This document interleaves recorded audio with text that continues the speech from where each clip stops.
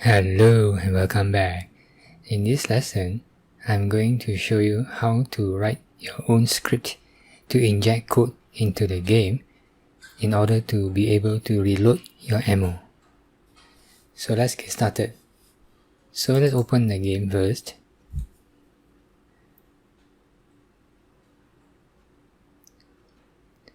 And now we will just go to a single player game, bot deathmatch.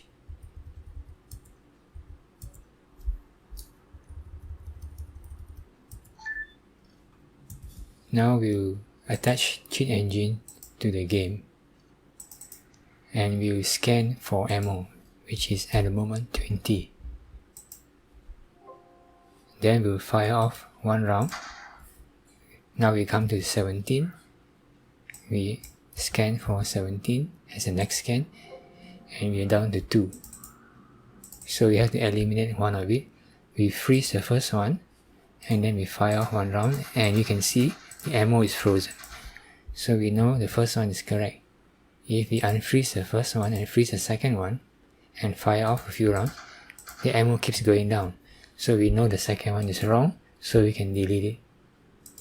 So now we have the raw address of the dynamic address where the ammo is being stored. So now we want to write code to modify the instructions that decreases the value in this address. But we first have to investigate and find out where is the instruction located. To do that, we will do right click on this address and click find out what accesses this address, and then click. This will attach the debugger. Click on yes. So now the debugger is attached and it's trying to look for what accesses that address. We respawn and fire off one round. Now that we have a list of the instructions that accesses our address for the ammo, we can stop the debugger. So you take a look now. This is the address for the ammo. Let's make a remark there. And take a look. The one which decreases your ammo is this one, DEC, decrease. So we have to investigate this. So to investigate this, we will select this first and then click show disassembler. And here is the line where the ammo is being decreased. So in order to prevent the ammo from decreasing, we have to no-op this. So we can no-op this by right-clicking and then select replace with code that does nothing. Notice what happens when I click on this. What name do you want to give? Just click OK and you see it replaces that line with 2 no-ops. Each no-op takes up 1 byte. The original code is 2 bytes long. Let's go back and restore. Right click and restore. This one DEC ESI takes up 2 bytes. You can see from here. FF0E is 2 bytes. This is 1 byte. This is 2 bytes. 2 alphabets side by side is considered 1 byte. So like for example, this is 3 bytes. This is 2 bytes. This is 3 bytes. Now this one is 2 bytes. So if you want a no-op, you have to replace 2 no-ops. 1 no-op for each byte. So when you right click and replace with code that does nothing, you replace 2 no-ops. 90 is no-op by the way. So 2 no-ops to replace that 2 bytes instruction. So once you have done that and you go back to your game and you respawn and fire, your ammo never decrease. Do you see that? Your ammo is always the same because you have disabled the instruction which decreases your ammo. Okay, so this is how you no-op it. However, we want to do better than that. We want to inject script. Alright, so we can right click this and restore with original code. So how do we inject script? So to inject script, we first select the line that we want to replace. So we click tools and then go down to auto assemble and then select template and then select AOB injection. AOB stands for array of bytes. Array of bytes injection is better than code injection, and the reason is because AOB injection can work on dynamic memory. That means if your address of the instruction changes each time your program runs, AOB injection will still work. Just click OK and click OK. Inject is the symbol in the address to tell you what, give you an indication of where your code is injected. So now over here, notice this line 11 is where it scans for your machine language. FF is referring to this. FF0E57, FF0E57, followed by 8B7C24, 8B7C24, and so on. So this collection of bytes in sequence is a unique signature for these instructions. So that is why, even though the memory might be different every time the game restarts, and still AOB injection will work, because AOB injection will always scan for this address. It will scan for this address, and once it finds it, it will inject the code. Right, so let's move on. So how it works is it will inject a jump. It will jump to this new location somewhere down here at the code cave, some free empty space in process memory, and inject all this code from here to here will be injected. And whatever you want to do, you can write it in here. But for now, we just want to disable this decrement. So to disable the decrement, we just comment it out by putting 2 forward slashes. The effect of this is to comment out the line.